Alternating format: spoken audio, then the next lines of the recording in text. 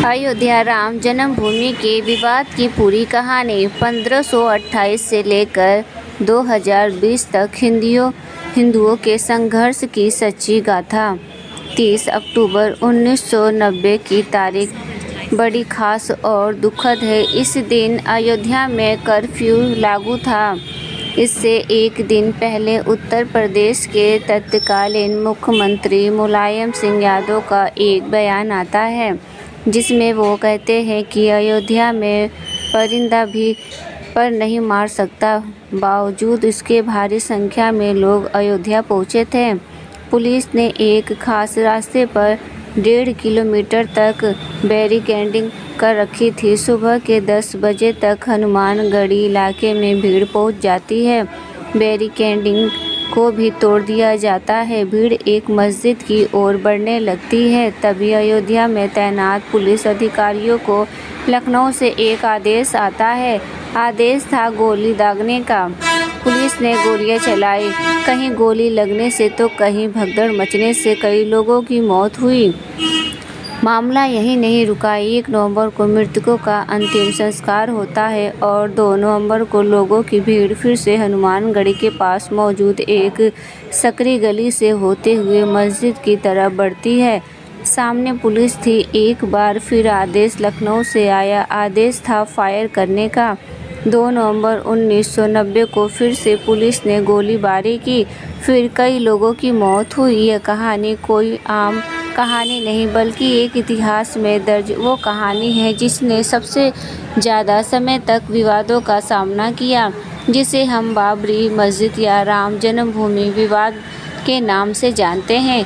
इस कहानी को हम 4 चरणों में बताएंगे, क्योंकि इस कहानी को समझने का एक यही बेहतर तरीका है। 1528 से 1947 के बीच क्या हुआ। इस कहानी की शुरुआत होती ही सन 1528 से इस समय तक बाबर ने दिल्ली पर कब्जा कर लिया और देश के मुगल सम्राट की नींव पड़ गई थी। इतिहासकारों की माने तो बाबर के सेनापति मीर बाकी के बाबर के आदेश के बाद अयोध्या में राम मंदिर को तुड़वा दिया। इसके बाद वहां एक मस्जिद बनाई गई। मस्जिद का नाम रखा गया बाबरी मस्जिद। 1528 में मस्जिद बनाई गई या नहीं, इसका कोई ऐतिहासिक परिणाम नहीं है। आइए, अकबरी हो या बाबरनामा, दोनों में ही इसका जिक्र नहीं मिलता। तुलसीदास ने 1574 में रामचरितमानस का अवधी में अनुवाद किया था। इस किताब में भी बाबरी मस्जिद का कोई उल्लेख नहीं मिलता। कहानी आगे बढ़ती है और साल आता है 1838। इस साल पहली बार अयोध्या में सर्वे किया गया कि सर्वे करने वाला अधिकारी ब्रिटिश था, जिसका नाम था मॉन्टेगोमेरी मार्टिन। जिसके सर्वे के बाद बताया गया कि मस्जिद में 2 पिलर मिले हैं, वो हिंदू मंदिर के लिए गए हैं। बता दें कि 1838 से पहले के 300 और कुछ खास इतिहास में मौजूद नहीं है, लेकिन ब्रिटिश अधिकारी के सर्वे के बाद अयोध्या में पहली बार साल 1838 में ही बवाल होता है। हिंदू कहते हैं कि जिस स्थान पर बाबरी मस्जिद है, वहाँ पहले भगवान राम का मंदिर हुआ करता था, जिसे बाबर ने तुड़वा दिया और उस मस्जिद का निर्माण करवाया। साल 1853 आता है और पहली बार अयोध्या में दंगा होता है। इसके बाद 1857 में हनुमानगढ़ी के महंत ने मस्जिद के आंगन के पूर्वी हिस्से में एक चबूतरा बनाया। इसी चबूतरे को राम चबूतरा कहा गया। इसी स्थान को राम जन्मभूमि भी कहा गया। विवाद बढ़ा तो इसके विरोध में मौलवी मोहम्मद असगर ने जिला मजिस्ट्रेट के सामने अर्जी लगाई। पहली बार साल 1859 में मजिस्ट्रेट के आदेश के बाद मस्जिद में एक दीवार खड़ी कर दी जाती है। इस तरह भीतरी हिस्से में मुसलमानों को इबादत और बाहरी हिस्से में हिंदू को पूजा करने की अनुमति मिलती है। अब साल आता है 1885। निर्मोही अखाड़ा के महंत रघु वारदास ने राम चबूतरे पर कानून हक लेने के लिए कोर्ट में अर्जी डाली। इस जगह उन्होंने मंदिर बनवाने को लेकर कोर्ट से मांग की। इस याचिका में चबूतरे वाले को स्थान ही राम जन्मभूमि बताया गया। ये अर्जी साल 1886 में खारिज कर दी गई। अब कहानी सीधा पहुंचती है साल 1934 में। अब सवाल ये उठता है कि 1886 से लेकर 1934 तक क्या हुआ। इस दौरान कई दस्तावेजों ने एक ऐलान किया कि अयोध्या में राम मंदिर का तोड़ा गया और उन मस्जिदों का निर्माण हुआ। उसमें से एक राम मंदिर भी था। साल 1934 में अयोध्या में सांप्रदायिक दंगे हुए। लोगों ने बाबरी मस्जिद के कुछ हिस्सों को ढहा दिया। मस्जिद के टूटे हुए हिस्से को अंग्रेजों ने ठीक कराया। साल 1944 में वक्फ बोर्ड की तरफ से मस्जिद को सुन्नी प्रॉपर्टी घोषित कर दिया गया। सुन्नी प्रॉपर्टी इसलिए क्योंकि बाबर सुन्नी मुसलमान था। दूसरा चरण 1947 से 1980 के बीच क्या हुआ। साल 1947 में देश आज़ाद हुआ। बंटवारे का जख्म ताज़ा था। हिंदू और मुसलमानों के बीच नफरत इस समय पक्के दौर पर थी। आज़ादी के बाद राम मंदिर की मांग जोर पड़ने लगती। दिसंबर 1949 में अयोध्या में 9 दिनों के रामचरितमानस पाठ का आयोजन किया गया जाता है। इस आयोजन में गोरखनाथ मंदिर के महंत दिग्विजयनाथ की शामिल थे। 22 और 23 दिसंबर की रात मस्जिद में भगवान राम की मूर्तियां मिलती है। आरोप हिंदुओं पर लगता है। कहा गया है कि उन्होंने मूर्ति को विवादित स्थान पर रखा। 23 दिसंबर की सुबह मस्जिद में रामलला की पूजा शुरू हो जाती है। हिंदू वहां पूजा और दर्शन करने पहुंचते हैं तो मुस्लिम वहां विरोध करने पहुंचते हैं। मामला फिर कोर्ट में पहुंचता है। ये तो वो समय था जब देश में संविधान लागू नहीं हुआ था।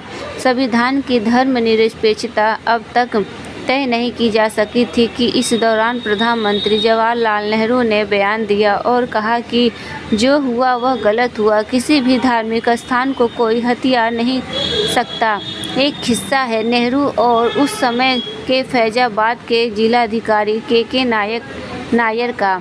दरअसल नेहरू के नायर को खत लिखते हैं कि वो मस्जिद से मूर्ति हटाने और पहले जैसे यथास्थिति बनाने का आदेश देते हैं। के नायर इस आदेश को नकार देते हैं। अपने खत में वो नेहरू जो जवाब देते हुए लिखते हैं कि यहाँ स्थिति गंभीर है, दंगे या हिंसा हो सकती है। नायर के खत को पढ़ने के बाद नेहरू फिर एक खत लिखते हैं। यह चिट्ठी नायर के पास 27 दिसंबर 1949 को आती है। नेहरू लिखते हैं आदेश का पालन किया जाए और यथास्थिति बनाई जाए। इसके बाद जवाब में नायर ने नेहरू को खत लिखकर सुझाव दिया जिसमें उन्होंने कहा कि इस मामले को अदालत को दे दी जाए। जब तक अदालत का फैसला नहीं आता तब तक मस्जिद में रखी गई मूर्तियाँ वाली जगह पर एक जालीनुमा गेट लगा दिया जाए। नेहरू ने इस सुझाव को स्वीकार कर लिया। इसके बाद मामला कोर्ट पहुंचा। 29 दिसंबर 1949 को कोर्ट ने बाबरी मस्जिद को पहली बार विवादित स्थल घोषित किया। इसके बाद से बाबरी मस्जिद के लिए विवादित ढांचा जैसे शब्दों का प्रयोग होने लगा। कोर्ट के आदेश के बाद मस्जिद के बाहर ताला लग गया। 16 जनवरी 1950 को गोपाल सिंह विशारद सिविल के केस फाइल करते हैं।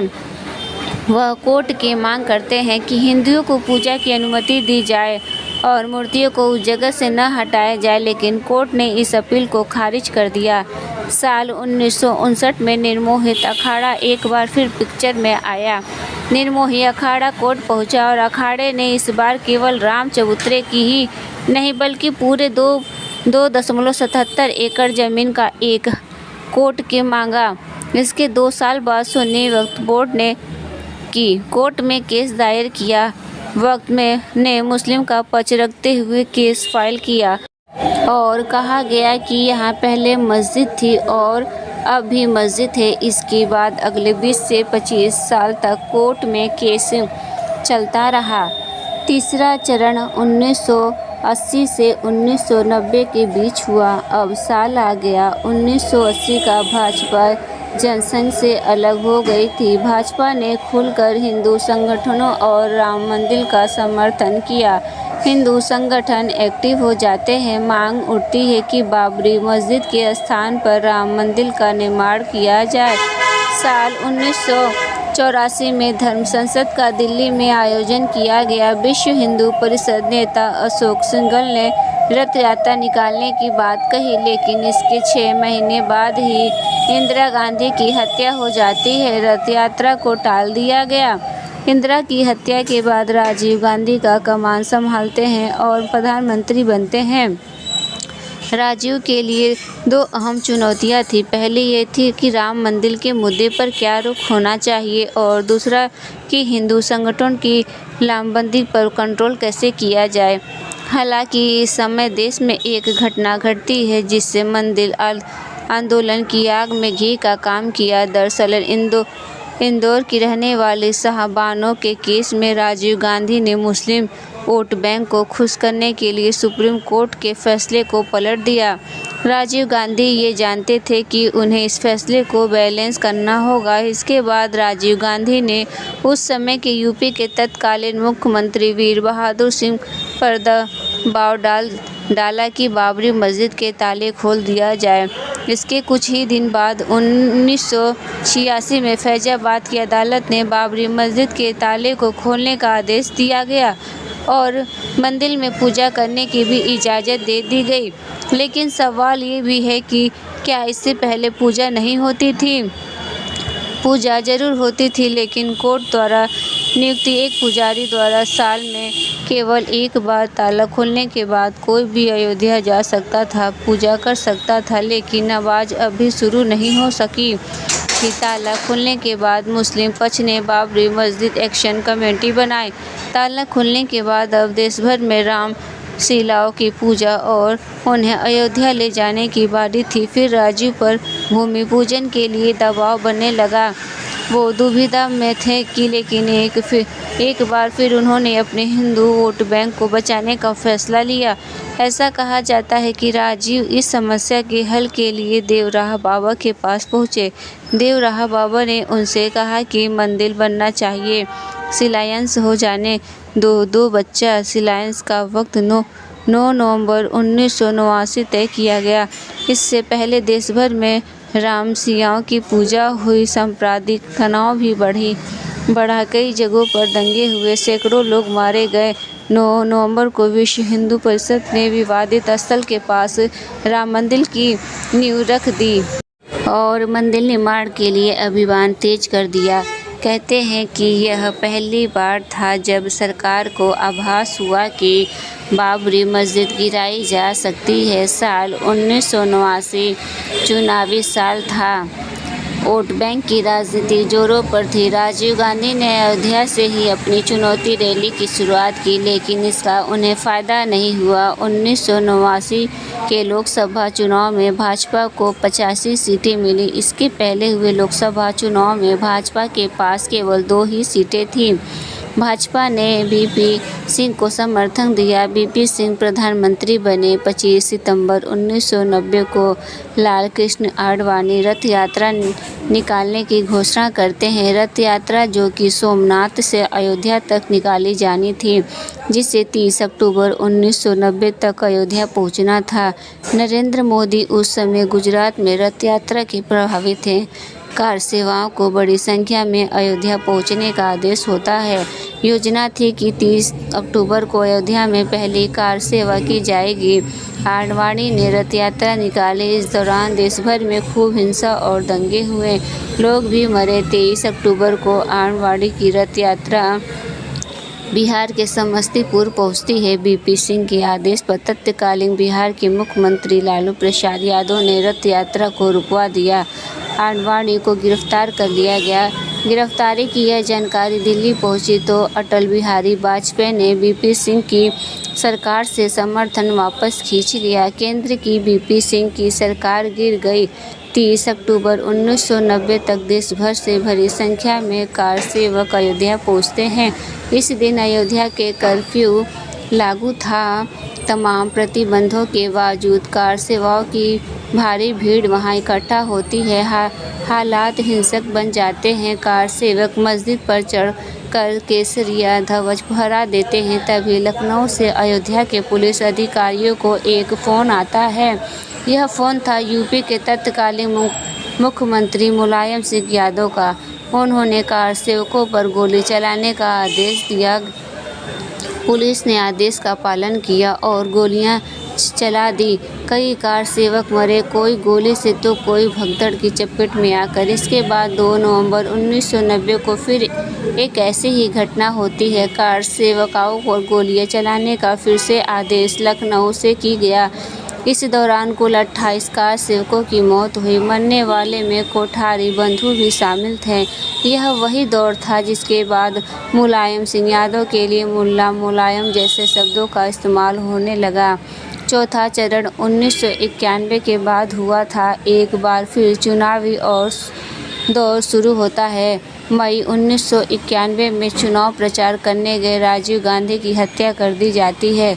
देश में कांग्रेस के प्रति सहानुभूति थी। कांग्रेस केंद्र में अधिकार जमाती है। वीपी सिंह नरसिम्हा राव प्रधानमंत्री बनते हैं। इसी साल जून में यूपी में चुनाव हुए। भाजपा अपनी सरकार बनाती है। कल्याण सिंह मुख्यमंत्री बनते हैं।